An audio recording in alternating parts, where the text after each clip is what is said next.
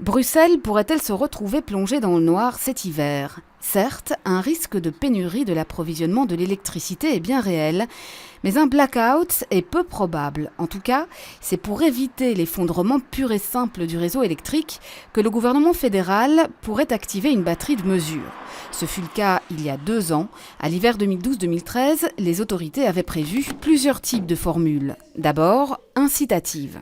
Lorsqu'il y a pénurie, c'est le matin, le midi, à la pointe de midi et la pointe du soir. Et c'est à ce moment-là, effectivement, que l'on peut demander aux gens d'essayer de les inciter à réduire leur consommation pour éviter qu'on arrive en situation de pénurie et qu'on ne débouche sur un blackout. C'est par exemple dire aux gens, n'utilisez pas vos machines électriques, ne pas aspirer, ne pas faire fonctionner votre toaster, ne pas faire fonctionner votre four.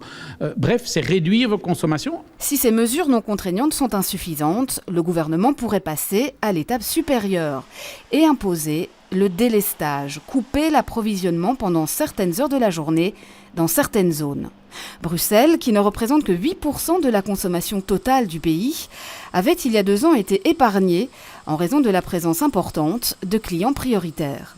Est-ce que Bruxelles pourrait être concernée ?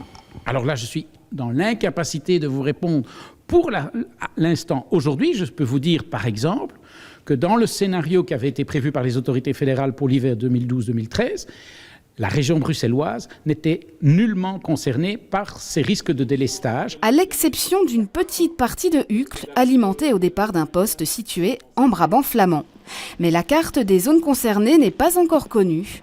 Elle devrait être rendue publique le 3 septembre.